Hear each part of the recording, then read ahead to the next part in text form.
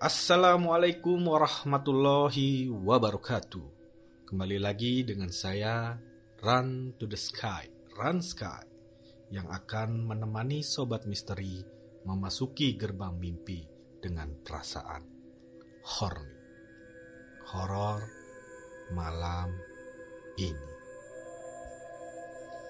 Dan untuk kisah yang akan saya bawakan kali ini yaitu sebuah kisah yang berjudul Mata Batin, karangan cerpen dari Via CVR by. Dan sebelum kita lanjut ke ceritanya, tekan dulu tombol like video ini dan jangan lupa subscribe channel ini, nyalakan juga lonceng notifikasinya agar tidak ketinggalan konten-konten cerita dari Langkah Project.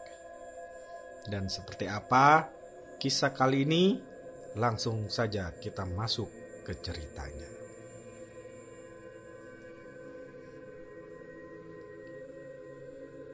Di sebuah sekolah menengah atas, seorang anak gadis bernama Jihan yang duduk di kelas 10 MIPA 2. Ia merasa janggal sebab teman sebangkunya akhir-akhir ini tidak pernah masuk dan selalu absen. Jihan yang merasakan hawa yang tak enak pun ingin menguaknya. Ia tak sendirian. Ia mengajak dua sahabatnya, yaitu Bagas dan Arga. Jihan memang jarang bahkan tak mempunyai teman wanita. Justru ia bergaul dengan lawan jenisnya. Entah kenapa ia dijauhi seperti itu. Sore ini, ia memberitahu lewat pesan kepada sahabatnya untuk bertemu di depan sekolah pada pukul 10 malam. Sang sahabat pun mengiyakan, walau mereka merasa aneh dengan Jihan. Sekarang jam 10 malam tepat. Ketiga orang ini berada di depan sekolahnya yang suram dan mencekam. Ini kenapa kita malam-malam kesini sih? Tanya Bagas. Tahu. Lu mau buat konten uji nyali ya, Han? Tanya Arga. Bukan. Kita akan menjadi detektif, jawab Jihan. Sontak membuat keduanya mengerikan dahinya bingung. Hah? Detektif? Nggak salah? Tanya Arga. Udah, kalian ikuti aja. Sekarang kita manjat nih pagar. Habis itu kita masuk ke kelas aku, ujar Jihan. Mereka pun memanjat pagar. Dan akhirnya berhasil. Perlahan mereka pun berjalan menuju kelas Jihan. Namun, saat melewati lorong, tiba-tiba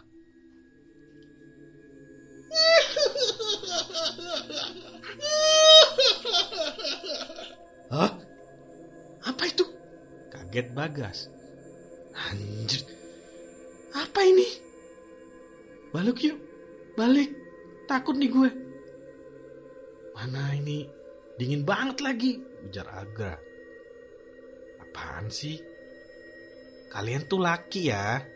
Masa iya sih? Takut sama begituan? Udah jalan aja, kesal Jihan.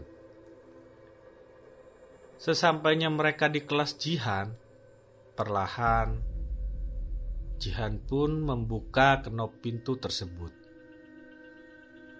Dan woi, apa itu? Han, balik Han. Balik Han, apa itu? Takut Bagas. Tahu Han, gue mau ngompol nih, ujar Arga. Seraya menyembunyikan pandangannya di balik badan Bagas. Namun, Jihan tak memberhentikan mereka. Jihan, justru berjalan menuju makhluk yang berwujud seseorang pelajar siswi dengan seragamnya yang dipenuhi dengan noda darah. Seraya menunduk lesu dan duduk di samping bangku Jihan. Han, lo gila ya? Balik Han, balik! Ujar Bagas dan disambung oleh Arga. Sekarang, Jihan duduk tepat di depan makhluk itu. Lalu, Jihan mencoba berkomunikasi dengan dia. Aku tahu itu kamu, ujar Jihan. Kenapa kamu seperti ini? Boleh dijelaskan? Tanya Jihan. Dikira akan menjawab pertanyaan Jihan, justru makhluk itu malah tertawa cekikian.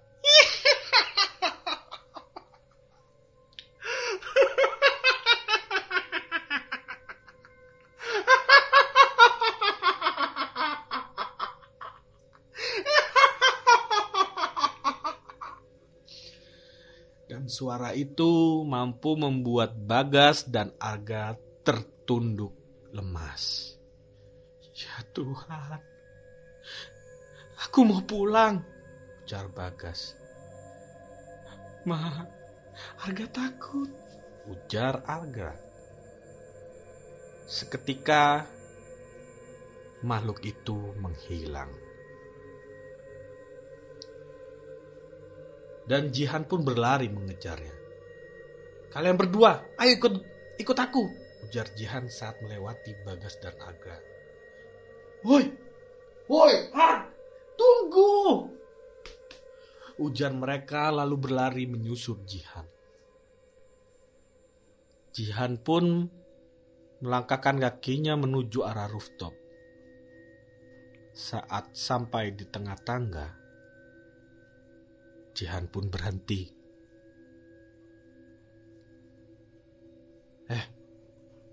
Kalian berdua dengar gak? Shh. Dengar-dengaran suara itu? Tanya Jihan. Udah Han, jangan nakut-nakutin apa? Ujar Bagas. Han, balik yuk. Balik Han. Udah lemes banget nih gue. Bentar lagi gue mau pingsan nih, ucap Arga. Shh, dengerin. Kita jangan berhenti di sini. Kita harus terus maju. Kita akan mengungkap semua misteri ini. Pokoknya, kalian jangan ikut sama ketakutan kalian. Kalian jangan takut berlebihan. Apalagi sampai bikin pikiran kalian kosong. Mau kalian kesurupan? Tanya Jihan. Ya enggak lah. Han, lu punya mata batin ya Han? Kok lu bisa komunikasi sama makhluk tadi? Tanya Bagas. Tahu nih. Kok kita nggak tahu? Lu kok nggak pernah cerita sama kita? Sambung Arga. Dengerin ya. Aku tuh emang dah punya dari kecil. Nah sekarang aku tuh mau mengungkapkan perkara teman sebangkuku yang hilang beberapa hari ini. Nah, aku tuh dapat petunjuk dalam mimpi. Disuruh ke sekolah malam-malam. Nanti katanya bakal tahu sendiri. Gitu, ujar Jihan panjang lebar. Tiba-tiba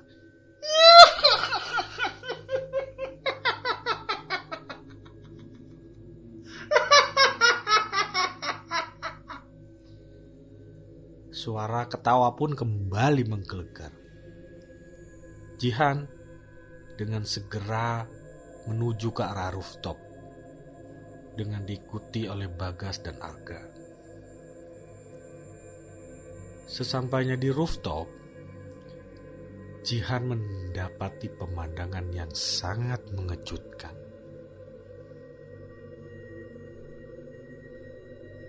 "Edgar!" teriak ketiganya terkejut. Pasarnya, makhluk tadi tengah mencekik Edgar. "Sena, gua mohon lepasin Edgar," pinta Jihan.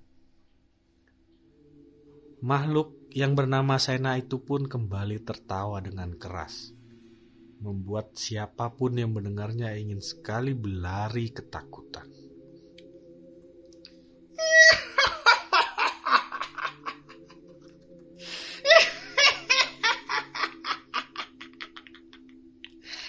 "Tahu apa kau soal aku, Han? Jangan hentikan aku kalau kau tak mau kena imbasnya," ujar Sena seraya menyeratkan cekikan kepada Edgar. Jihan mendengar perkataan itu, tiba-tiba terdiam. Jihan pun mencoba menerama. Ada hubungan apa Edgar sama Sena? Kini, tubuh Jihan berada dalam gudang sekolah. Ia melihat ke pintu gudang. Masuklah kedua sejoli yang tak lain adalah Edgar dan Sena. Hah?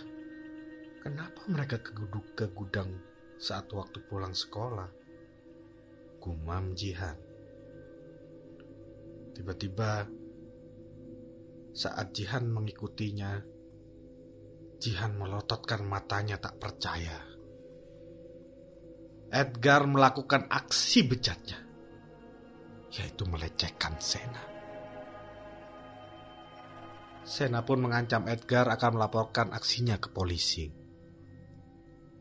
Edgar yang kalut dengan emosi kini mengambil sebuah kursi yang tak terpakai dan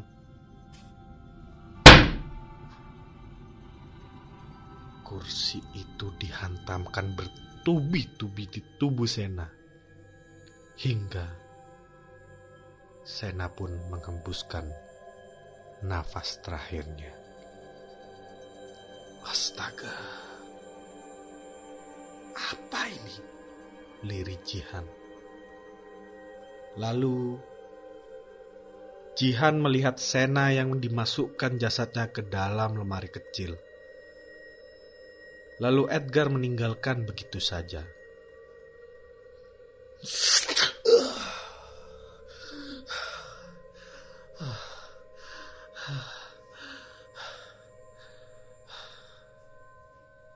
Ngos-ngosan Jihan seakan ia habis maraton. Padahal ia diam di situ saja sedari tadi. Setelah apa yang kau lihat, apakah pantas dia hidup? Dia harus mempertanggungjawabkan apa yang dilakukannya.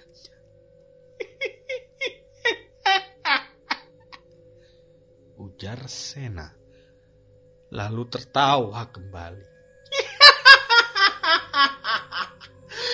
Kau harus mati, Edgar.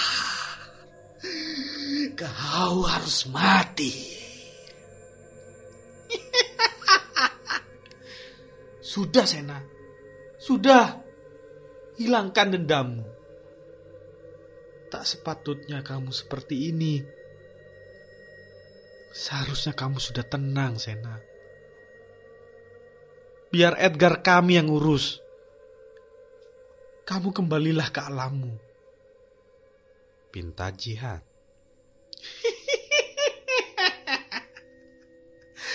Persetan dengan tenang. Aku tak akan tenang sebelum dia mati di tanganku.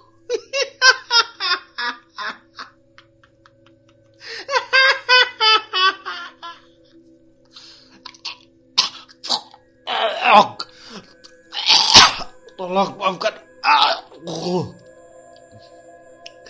Aku janji akan tanggung jawab. Lily, Edgar. Sudah terlambat. Sudah jadwalmu. Kau mati denganku.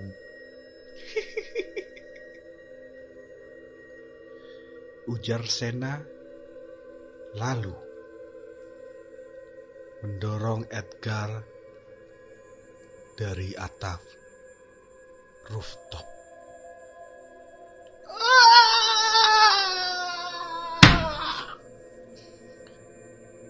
Ya Tuhan, ujar Bagas dan Arga yang masih tercengang dengan pemandangan di depannya. Sudah puas kau, Sena? Sekarang pergilah sebelum aku mengusirmu dengan paksa, kesal Jihan. Sena pun yang tadi tersenyum dan tertawa akhirnya tertunduk. Maafkan aku telah membuat kekacauan yang terjadi. Aku akan pergi. Aku minta tolong padamu. Tolong beritahu ke pihak sekolah atau keluargaku bahwa jasadku berada di gudang. Jika kau membantuku, aku akan berterima kasih padamu. Terima kasih, ujar Sena, lalu pergi selayaknya awang. Sial.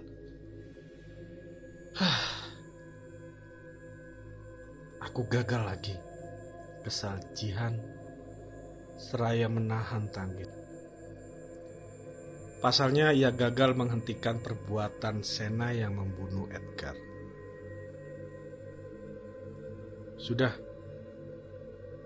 Jihan, kamu jangan salahkan dirimu, ujar Bagas menenangkan diri. Betul itu, ini juga sudah hukum malam, lanjut Arga. Besoknya di SMA Atmawijaya 02 gempar akan penemuan Edgar meninggal terjatuh dari atas rooftop dan penemuan jasad Sena di gudang. Kini, sekolah dipulangkan lebih cepat agar tak menjadi pusat perhatian. Namun kini Jihan, Bagas dan Arga tengah berada di atas rooftop tempat kejadian di mana arwah Sena membunuh Edgar dengan cara menjatuhkan diri dari atap rooftop. Jihan memegang kedua tangan sahabatnya lalu berpesan, "Ingat ya, kejadian ini hanya kita aja yang mengetahuinya. Jangan sampai ada yang membocorkan, atau nanti yang bersangkutan akan marah. Biarlah cerita dari Sena dan Edgar menjadi pembelajaran hidup bagi kita untuk selalu waspada dan berhati-hati dalam berperilaku," ujar Jihan. Bagas dan Arga pun mengangguk setuju. Lalu ketiganya meninggalkan tempat kejadian tersebut. "Semoga kalian berdua tenang di sana," batin Jihan. Selesai mengungkap masalah kematian teman sebangkunya, kini Jihan membersihkan diri dan begitu pula dengan Bagas dan Arga yang sudah seperti asisten detektif. Kini mereka siap mengungkap permasalahan atas kematian yang janggal di kasus-kasus berikutnya.